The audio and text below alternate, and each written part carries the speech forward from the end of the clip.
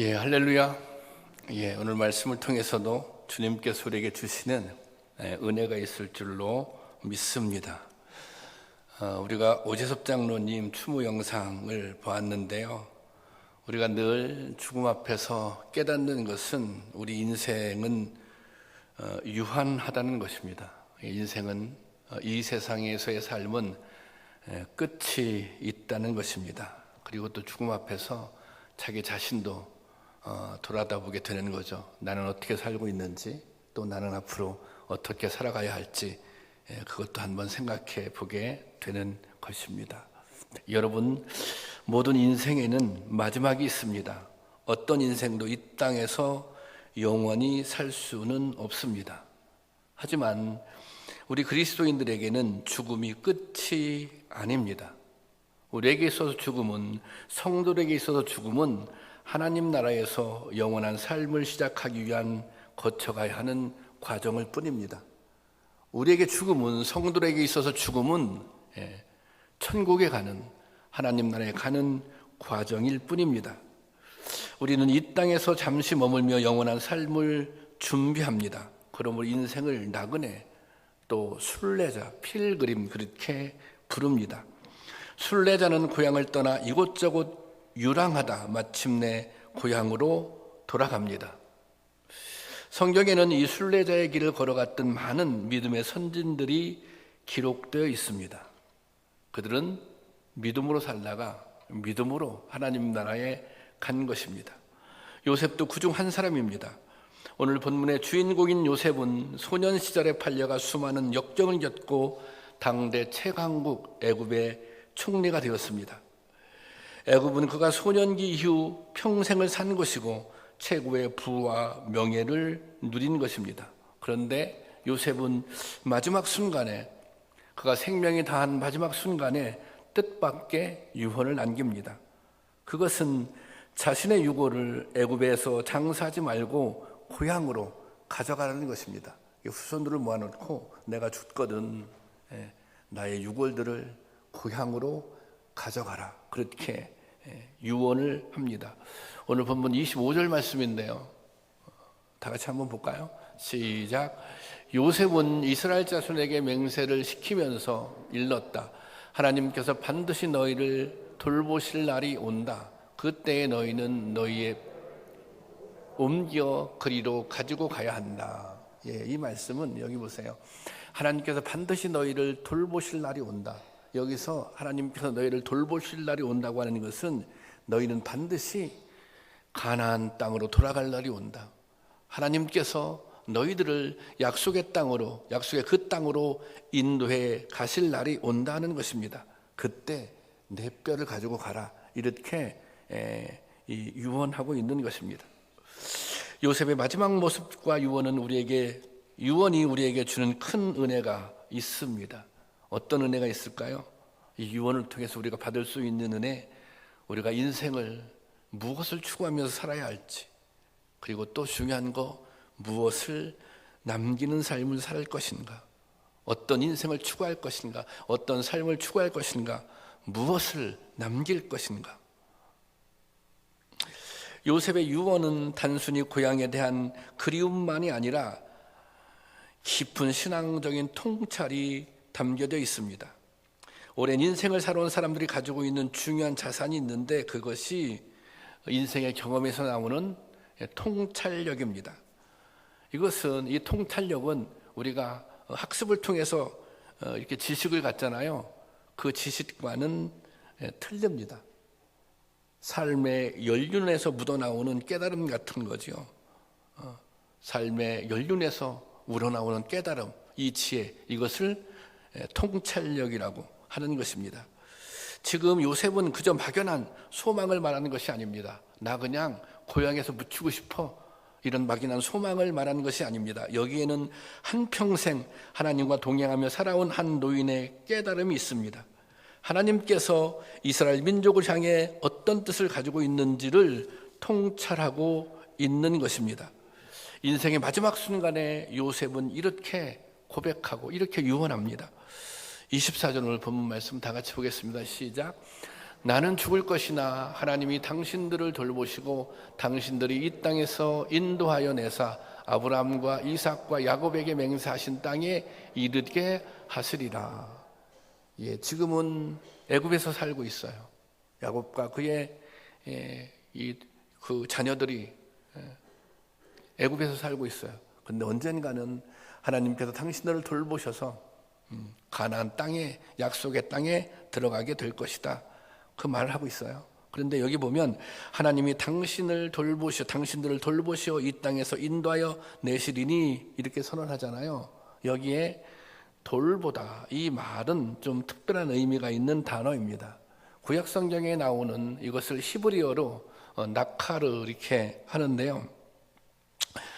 대부분 이 구약성경에 나오는 이 돌보다는 표현은 이 표현이 나옵니다. 이 표현은 그냥 보살핀다 이런 의미를 가지고 있습니다. 그런데 오늘 우리가 읽을 본문에 쓰인 표현은 이 돌보다, 나카드가 아니라 히브리어로 이 파카드입니다. 파카드는 이게 좀 더 의미 때문에 그 영어 번역을 써놨는데요. 여기 해석하면 주목하여 자세히 살펴본다. 좀 더 주목하여 자세히 살펴본다. 그리고 여기 어떤 의미가 있냐면 이것은 소집이라고 하는 군대 용어입니다. 그러니까 이 소집이라고 하는 건 이런 거예요. 군대들은 뭐 대장이 모여라 그러면 모이는 거잖아요. 또 대장이 전쟁하러 가자 그러면 전쟁하러 가는 거 아닙니까?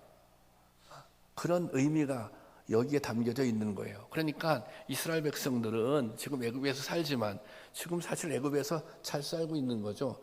아버지가 총리 아닙니까? 할아버지가 총리 지금 아닙니까? 권력서열 2인자 아닙니까? 잘 살고 있어요. 예, 부족함이 없어요. 그런데 오늘 하나님께서 야 모여 우리 가나안 땅으로 가야 돼. 그러면 가야 된다는 거예요. 그런 의미가 담겨져 있는 말씀입니다. 요셉이 애굽의 총리가 되고 그의 아버지와 형들이 영화를 누리며 안정된 삶을 살고 있습니다. 하지만 이것이 이들의 궁극적인 목표가 아닙니다. 이것은 잠깐의 휴식이고 애굽은 일시적인 거처일 뿐입니다. 그래서 나그네인 거예요. 그래서 우리는 이 세상에서 순례자로 필그림으로 살아가는 것입니다. 우리 인생도 마찬가지예요. 여러분 이 세상에서 성공이 목적입니까? 이 세상에서 잘 되기만 하면 되는 것입니까? 그렇지 않다는 거예요. 물론 잘 되면 좋죠. 성공하면 좋죠. 그렇지만 우리의 궁극적인 목표는 어디예요? 천국에 가야 되잖아요. 하나님 나라 가야 되잖아요. 지금 요셉의 유언에는 이런 의미가 담겨져 있어요.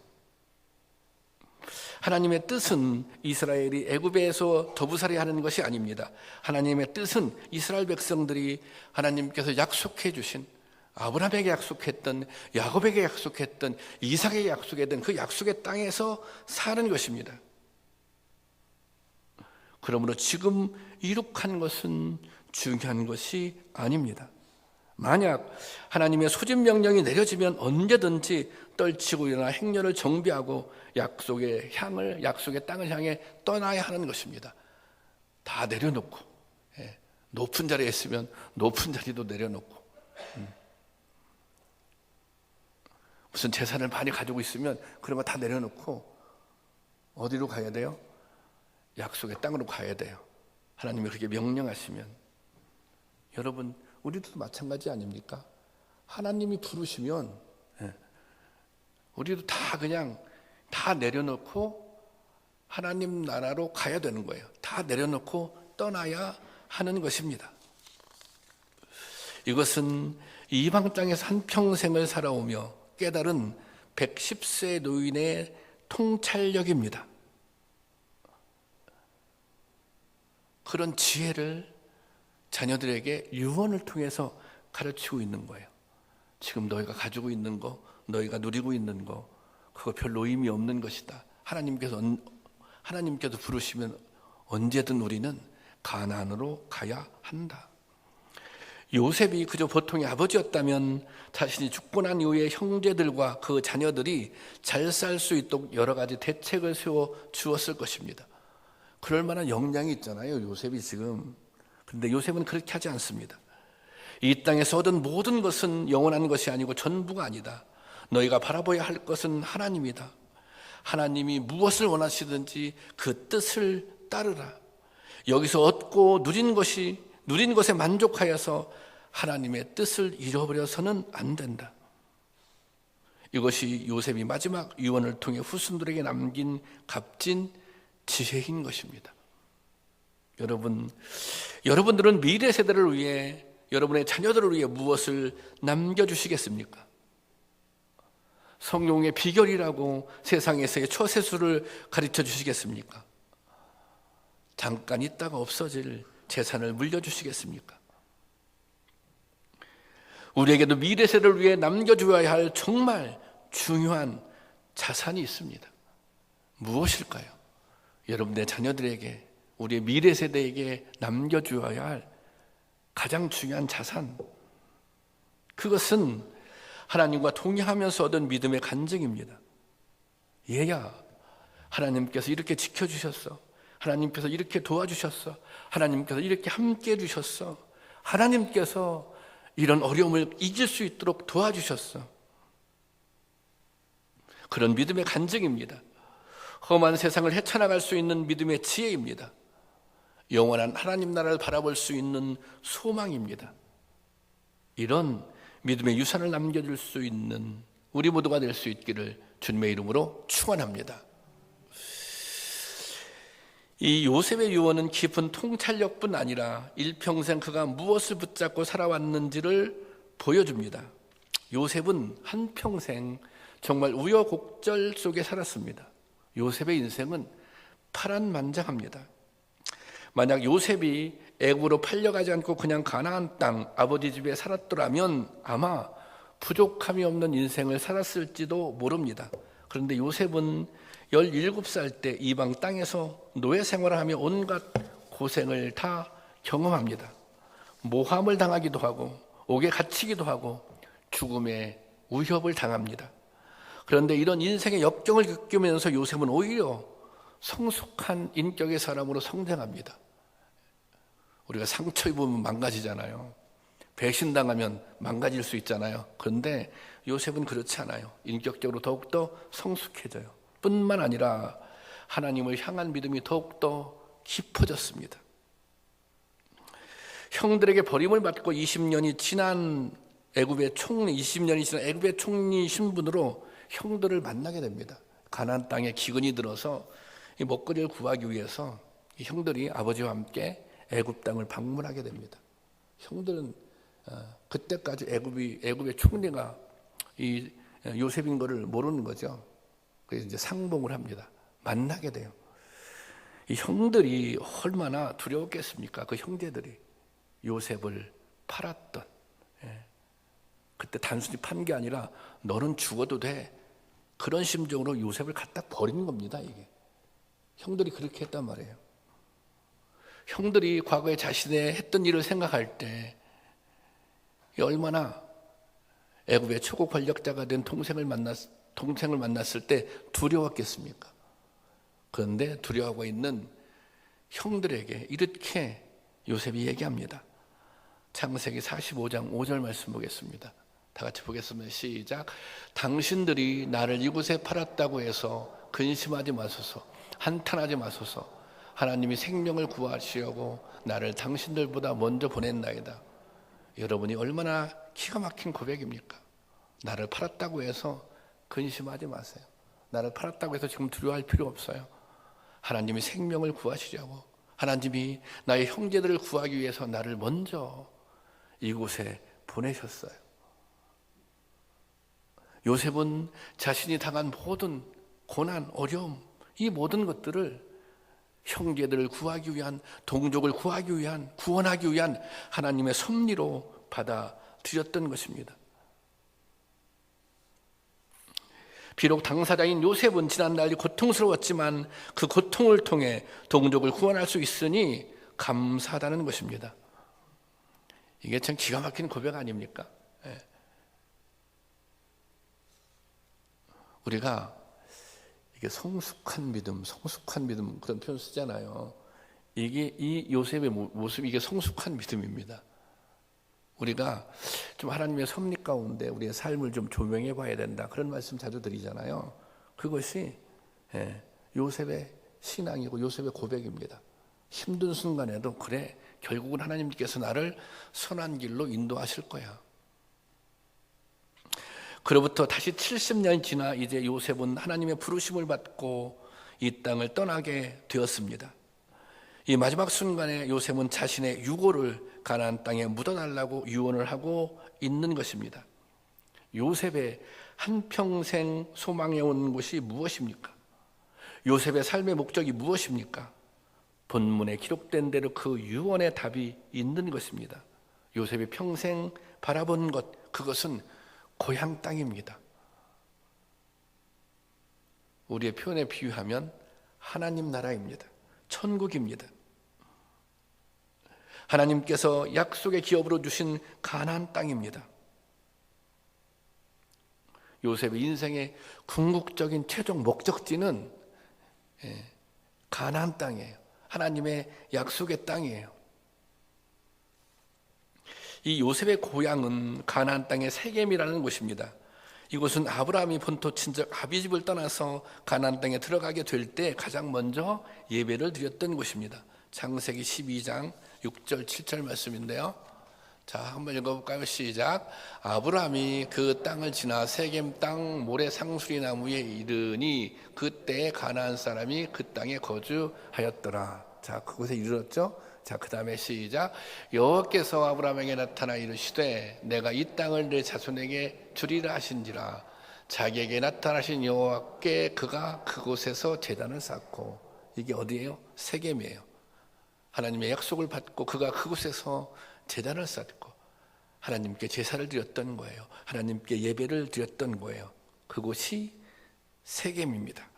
그리고 요셉의 아버지인 야곱도 이곳에서 제단을 쌓고 예배를 드렸습니다. 창세기 33장 18절 말씀이에요. 다 같이 볼까요? 시작. 야곱이 밧단 아람에서부터 평안히 가나안 땅 세겜 성읍에 이르러 그 성읍 앞에 장막을 치고, 자, 세겜 성읍에 이르러 거기에 장막을 치고, 자, 그 다음 절, 다시 시작. 거기에 제단을 쌓고 그 이름을 베델로헤 이스라엘이라고 불렀더라. 그곳에 다시 장막을 쌓, 그곳에서 예배를 드렸던 거예요. 제단을 쌓은 거예요. 제단을 쌓고, 여기 보면 이렇게 불렀다고 그랬어요. 에헬로헤 이스라엘. 에헬로헤 이스라엘. 이것은 하나님이 이스라엘 하나님, 이스라엘 하나님, 이런 뜻입니다. 요셉이 일평생 소망하고 원했던 것이 바로 이것입니다. 하나님이 이스라엘의 하나님이 되는 거예요. 하나님은 이스라엘의 하나님이 되고 이스라엘이 하나님의 백성이 되는 것입니다. 그래, 우리는 하나님의 백성이야. 또 하나님은 우리 하나님이야. 그리고 그 다음 그 하나님께 마음껏 예배드리는 것, 그것이 야곱의 소원이었습니다. 요셉의 소원이었습니다. 애굽에서는 그렇게 할 수가 없잖아요. 지금 항상 하나님의 은혜를 사모하고 소망했던 것입니다.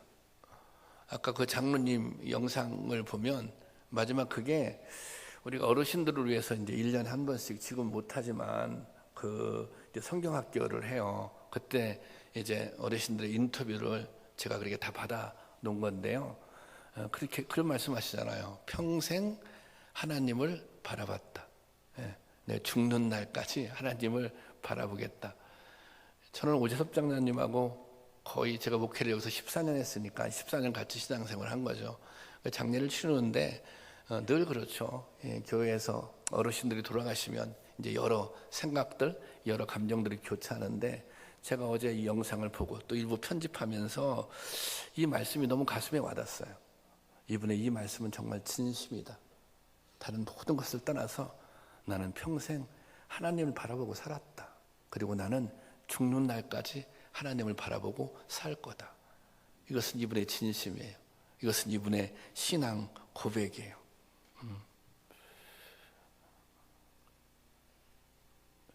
사실 가나안은 애국과는 비교도 안 되는 열악한 땅입니다. 게다가 요셉은 애굽에서 바로왕 다음으로 최고 서열인 총리였습니다. 또 위기에서 애굽을 구한 국가적인 영웅이었습니다. 그는 어려울 때도 하나님을 의지하고 신뢰했지만 잘되고 성공했을 때도 하나님을 잊지 않았습니다. 그러니까 고난도 성공도 하나님의 은혜라고 고백하고 매 순간 하나님을 의식하는 삶을 살았습니다. 하나님을 의식하는 삶, 다른 말로 하나님을 경외하는 삶. 보리발 아내가 유혹했을 때 그때 청년 시절이었거든요. 그때 그렇게 얘기해요. 창세기 39장 9절에 보면 그런즉 내가 어찌 이 큰 악을 행하여 하나님께 죄를 지으리까? 나는 하나님 두려워서 죄 지을 수 없어. 거기서 눈 한번 찔끔 감으면 잘 될 수 있거든요. 편안하게 지낼 수 있거든요. 그렇지만 나 그렇게 할 수 없어. 이것이 어떤 삶이에요? 이것이 하나님을 경외하는 삶이에요. 하나님을 의식하는 삶이에요. 다른 말로 이것이 뭐예요? 이것이 하나님을 예배하는 인생인 것입니다.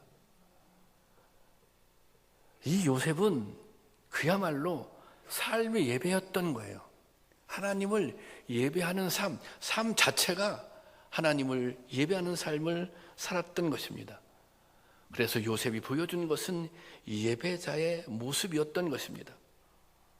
세상 어떤 것에도 좌우되지 않고 오직 하나님만을 바라보고 살았습니다. 하나님의 임재를 사모하며 하나님과 바른 관계 속에서 살고자 온 힘을 다했던 것입니다. 이것이 요셉이 보여준 신앙의 모습입니다. 이러한 아버지의 모습을 보며 그의 두 아들 므낫세와 에브라임이 무엇을 생각했습니까? 이 아들들은 애굽에서 자란 2세대거든요. 아버지 요셉을 보면서 그들이 어떤 생각을 하고 무엇을 배웠겠습니까? 요셉은 자신의 삶을 통해 자녀들에게 인생의 최고 가치를 어디에 두고 살아야 할지를 가르쳤던 것입니다. 하나님께 예배하는 것이 얼마나 중요하고 값진 일인지를 가르쳐 주었던 것입니다. 하나님을 경외하는 삶이 왜 필요한지는 요셉이 자기의 온 삶을 통해서 가르쳐 준 거예요. 하나님을 경외하는 것이 어떤 것인지 자기 온 생애를 통해서 자녀들에게 가르쳐 준 거예요. 지금이 코로나19 때문에 지금 좀 이렇게 혼란스럽잖아요. 예. 이것 때문에 교회 어려움 겪는 교회도 있다고 하고 그러는데 우리가 또 대면 예배를 이렇게 드리지만 저희 교회도 한 반이 넘지 않게 대면 예배에 참석하고 있거든요. 평소 주일 예배. 예. 물론 또 이제 영상을 예배 드리는 분도 있겠죠. 그런데 사실 대면 예배 드리는 것도 또 두려움도 있고 망설임도 있습니다. 그거 없는 분도 있겠고요. 방역 철저하게 한다고 하지만 그리고 가정에서 처음 예배를 드릴 때 아마 처음에 지금도 잘 드리고 있겠지만 이게 뭔가 흐트러질 수 있거든요. 예. 그런데 여러분 저는 그런 생각을 했어요. 이 말씀을 묵상하면서 정말 지금이 기회다. 어떤 기회냐? 어떤 기회인가? 우리의 자녀들에게 예배는 이런 것이라고. 예. 나의 믿음은 이런 것이라고.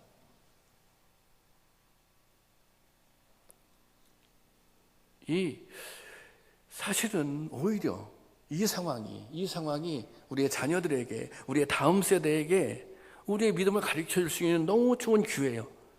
지금 힘들고 어렵지만, 때로는 지금 두려움이 있지만 나는 이렇게 하나님을 예배한다고, 나는 이렇게 하나님을 찬양한다고. 내가 비록 가정에서 예배를 드릴지라도 교회에서보다 온 마음과 온 정성을 다해서 주님을 예배한다고. 오히려 기회잖아요. 오히려 기회예요. 이게 핑계거리가 아니에요. 여러분, 오늘 우리가 자녀들에게 보여줄 가장 중요한 모습은 예배 드리는 삶입니다. 하나님의 임재를 경험하고 하나님과 매일 매 순간 동행하기 위해 예배자로 사는 모습입니다. 이것이 축복의 비결이에요.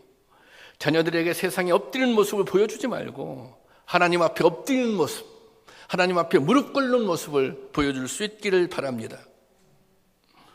오늘 우리가 사는 길이, 우리 미래 세대가 사는 길이 예배에 있는 것입니다.